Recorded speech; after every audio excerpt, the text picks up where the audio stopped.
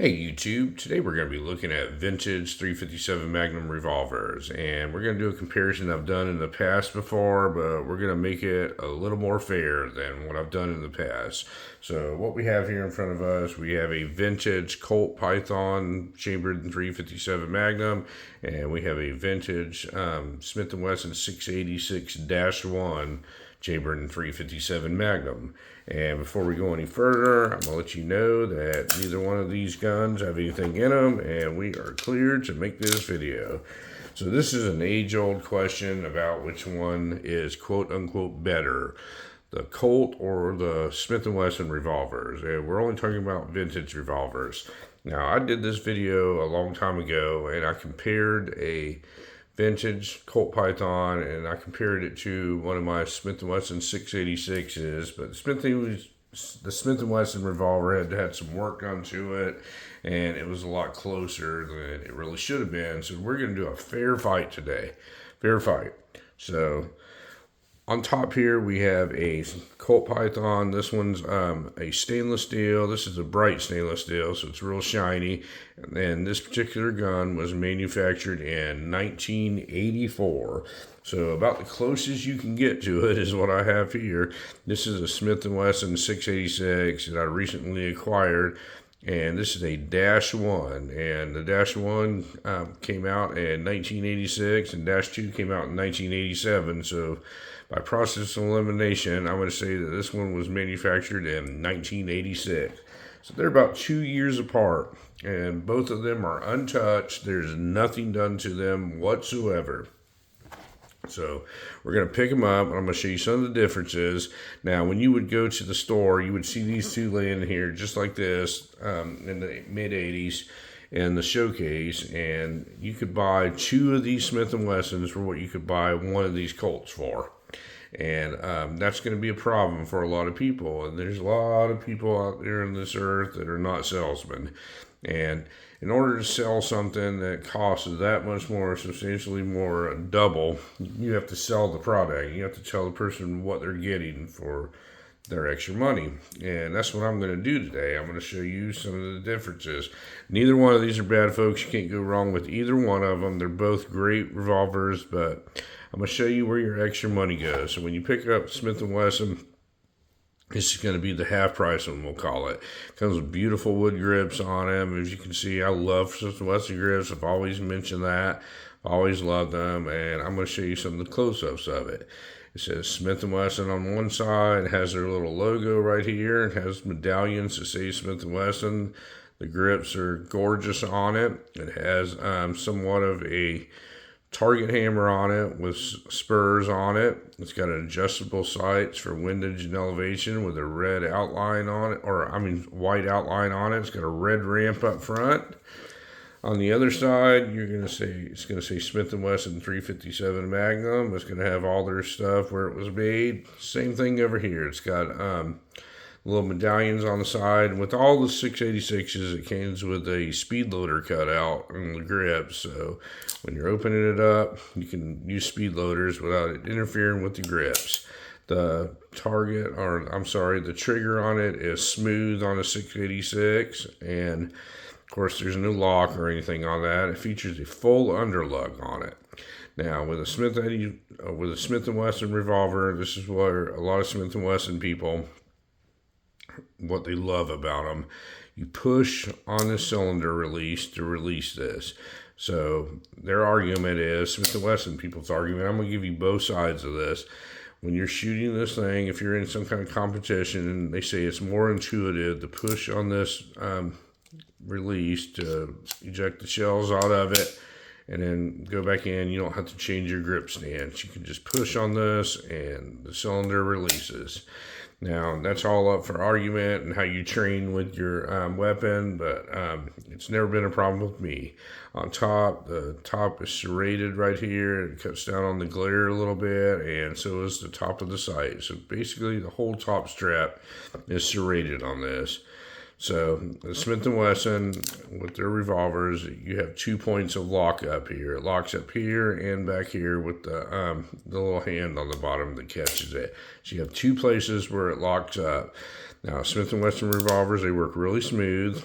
And one of the things that Smith and Wesson people like, these older vintage ones, the hammer has the firing pin mounted on it. So right on the hammer is the firing pin.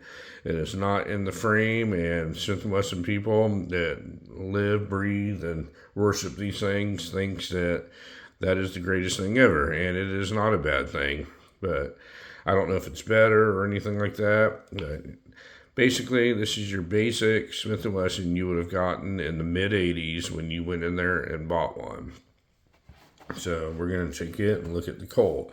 So this is a Colt Python. Now this one is a bright stainless one. So this one is polished up to look like a mirror. And Colt takes the extra time to do that.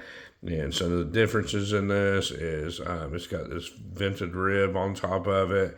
And I mainly think it's a balancing, and it's basically just a cosmetic thing. And there's not a lot of people on this earth that's going to look at this and say that's ugly. It really looks cool. The underlug is the same, and on a Colt, it does not have the extra point of locking mechanism up front, so it only locks up in one place. It locks up on the bottom. Now here's where the Colt people start differing. When you pull, you have to pull on this to release the cylinder release, and the Smith & Wesson people think that when you're shooting this thing, it's counterintuitive to have to pull on this to release it. Now, me personally, I've shot more Colt revolvers than I have Smith & Wesson revolvers, and it's a muscle memory thing that I'm just used to pulling back on them. And when I pick up a Smith & Wesson revolver, sometimes you'll see me fumble around a little bit and go to pull back and say, oh, this is a Smith, and you have to push on it. So it's basically a muscle memory thing. Now, on the Colt Python, the trigger is serrated on it, and on the top here, it's knurled here. Now, the hammer is quite a bit longer on a Colt Python than it is a 686. And we'll show you some side-by-sides. This hammer sort of really sticks out a lot. It's got the same type of adjustable sights on it with a white outline and a red front. Now, on the top of the Colt Python, it is not serrated in any way, but it is kind of a bead blast finish to knock down on the glare. So that's a little bit of difference there. So on the wood grips, it has also walnut wood grips that are awesome looking. One of the differences is in the Colt, it's got like raised checkering on it. If you look, all the checkering is raised up on it. And on the Smith & Wesson, it's kind of got like a router that's been roved in here. Neither one of them's any better in my opinion, but just a little bit of noteworthy, a little bit of difference. But on the Colt, it's not cut out for speed loaders. It is kind of like lowered down right here, and you can get speed loaders to work on this, but it's not as most of a defined cutout as you see on the Smith & Wesson here. It's just lowered down here, so you can use them. Now, some of the differences you're going to notice here is the finish work on this gun. If you look at the trigger here, it's finely finished off. It's serrated, it's really finely finished off. And on the Smith & Wesson, it is not. It's just a very matte looking finish, and they don't take as much attention to details. A little bit sharper on the edges and stuff like that. On the hammer, it's quite a bit smaller on the Smith & Wesson than it is the Colt, and the Colt is perfectly finished off. You'll notice it's just as shiny as the rest of the revolver, but there's a noticeable size difference in the size of the hammers. If you look right here, very different. Very, very, very much larger on the Colt, and I prefer the Colt because you can touch this one a lot easier with your thumb than you can with the Smith. One of the other differences is the Colt Python, which they say is the Cadillac of all revolvers, does not have a hammer mounted firing pin on it, but the Smith & Wesson does, and Smith & Wesson people think that is the greatest thing ever. I personally do not care. If you start looking at some of the other stuff here, if you look at the edges of this cylinder here, how it's all rounded off and finely machined. If you look on the Smith & Wesson, it's a little bit rougher. You know, it just comes more to a sharp edge here on the end, and just not quite as well finished off. So if you look at some of these edges here, you can feel like a little bit of sharpness around all the edges and everything like that. The Colt's not going to be like that. It's going to be perfectly machined, and you're going to see no rough edges. It's kind of like deburring on a modern like 1911 and stuff like that. But much better finished off. The finish is a lot shinier on this one, of course, because this one is a bright stainless one. Roll marks on this one has Colt's patent and stuff like that on the same as a Smith and Wesson. Nothing written here on the side. And then on the other side, it's got your little rampant horse right here, the Colt sign. It's got medallions the same as the Smith. And on the side, it has the famous Python 357. And it says 357 Magnum cartridge. Now, the reason it says cartridge is for many years, Smith and Wesson had a patent on the 357 Magnum because they're the ones that actually came out with the 357 Magnum, and they were not allowing Colt to put 357 Magnum on there, so they added the word cartridge. When you get one of the newer Colt Pythons today, they eliminated the cartridge on it. So very cool little point there, little fact. But so you look at them side by side, and you immediately start noticing that this gun's a little bit more fancy than this one, and labor costs money, folks, and these things are all hand fit together by like one gunsmith in like a little custom shop, and these are more of a production, like mass produced gun. They're both mass produced, but these pretty much got a lot more attention than these did. Now we start getting into the action work here. When you pull this hammer back, I mean, you can't make a lot of argument that this isn't smooth. It does work pretty smooth, but the one thing people are gonna know is when you pick up one of these old Colt Pythons, this feels like butter, a butter knife going through hot butter. It's absolutely something. It's just not able to be duplicated by Smith and Wesson. I don't know if they've ever tried, but it's no comparison here, folks. And the camera's not going to really do it justice, but it is a huge difference here when you pull this down. Now, one of the other things that you notice about is Smith and Wesson is the lockup. So when I hold this trigger down and it's in the locked up position, as you can see, this trigger is fully depressed. I can still get a little bit of wobble on this cylinder. It's not a lot, and it is locked up pretty tight, but I can still move this just a little bit. Let me see if I can get this to show up on camera. You can see it moves just a little bit. On the Colt, you're not going to get that. So I'm going to pull this back and hold this trigger down, and you cannot move this at all. It will not move. No matter how hard I try, I cannot get that to move. So the Colt is definitely going to lock up a little bit tighter. And the tighter you can get a revolver to lock up, the more chance you're going to have a more accurate gun.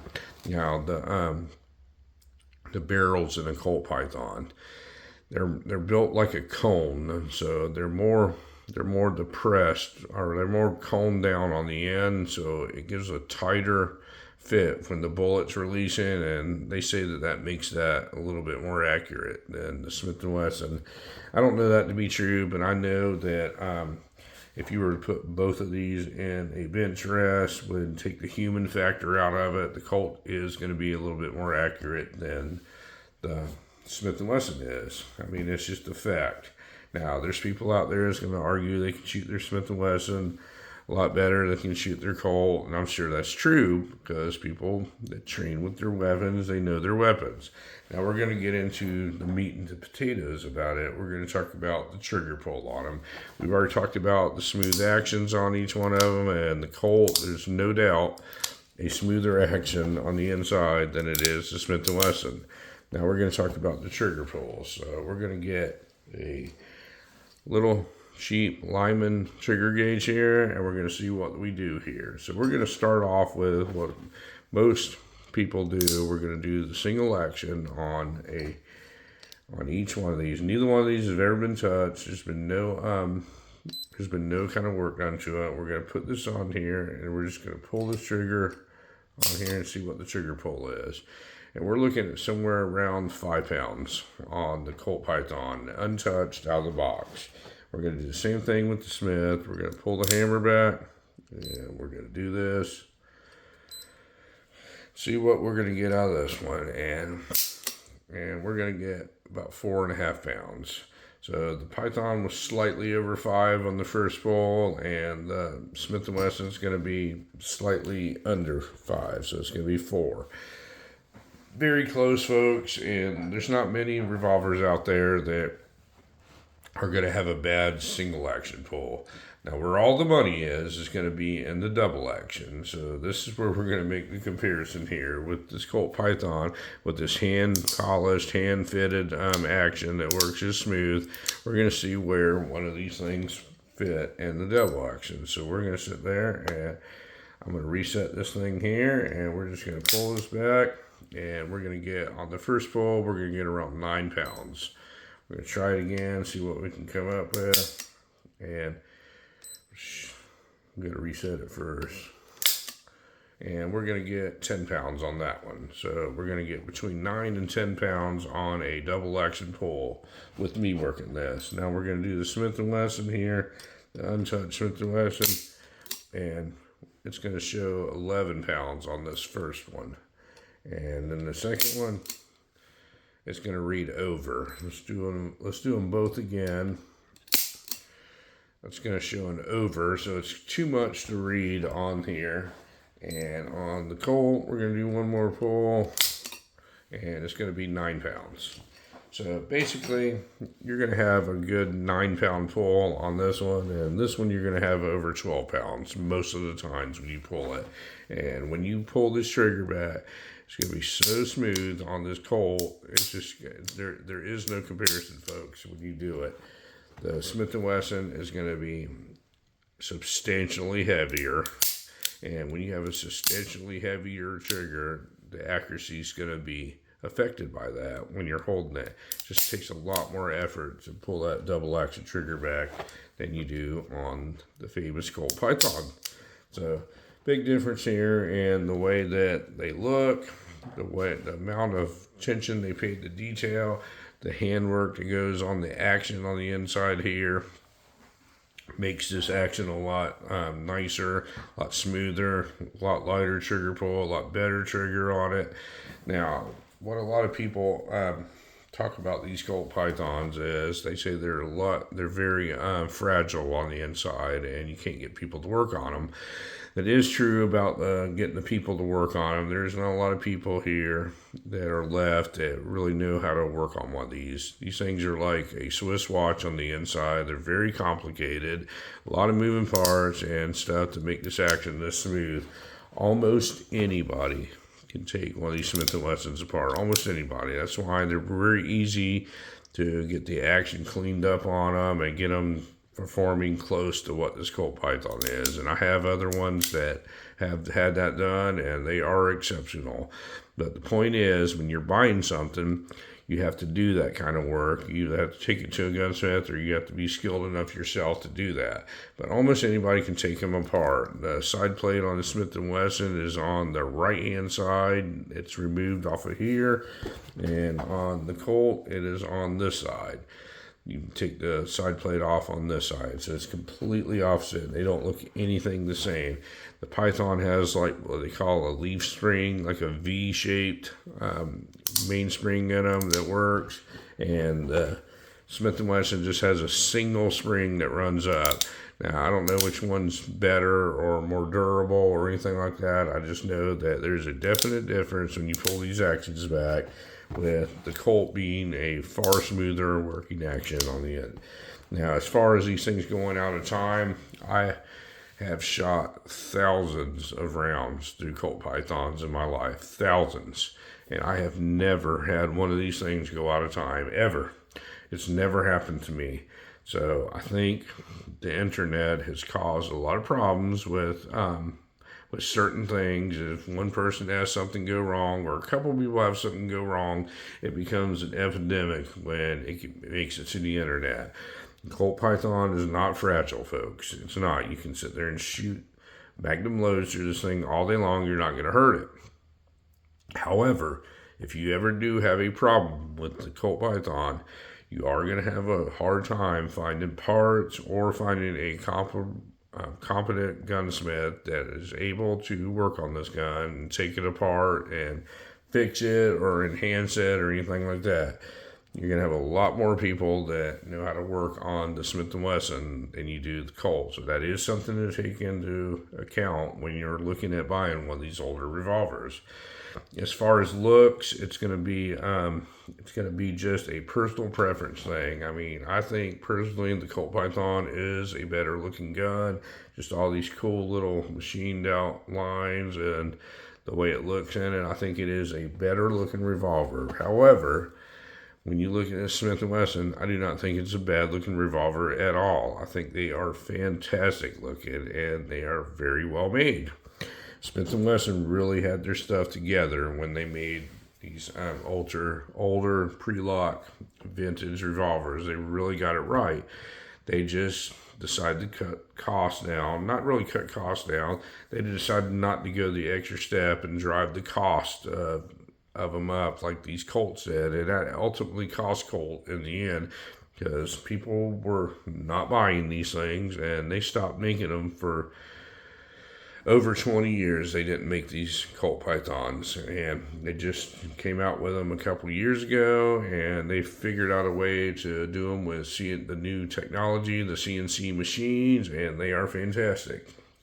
All that handwork is not necessary anymore, and I think they work almost as well as these older ones do, and they're a little bit more expensive than if you go buy a brand new Smith and Wesson, but they also have the fine finish look on them, and everything just fits together a little bit better finished off than the newer Smith and Wessons. So you're still going to pay a little bit more for a Colt, but what the new Colt Pythons have done is they became more affordable. They made the common man like you and I able to afford one of these things. Because in today's time, these Smiths are starting to really get traction and they're commanding quite a bit of money for these older ones. But they still haven't caught these. These things are ridiculous what these things bring. The amount of money that these things command to go out and buy one, because you're going to have to buy both of these secondhand. You're going to have to buy it from somebody that has it, and something is worth what somebody's willing to pay or what somebody is asking. Either way, and people ask a fortune for both of these, but this one here is just about out of reach for the average person. But anyway, folks, I wanted to show you a side-by-side comparison of a bone stock Smith & Wesson 686. It's untouched, nothing done to it, made in 1986, and a Colt Python that is bone stock, untouched, made in 1984. Both of them in stainless, both of them had their factory walnut grits, both of them in the 4-inch configuration, 357 Magnum. You cannot get a closer comparison to this. If you have any questions on either one of these guns, feel free to reach out to me. I'm pretty familiar with both of them. And thank you very much for watching my video today. And you folks have a great day.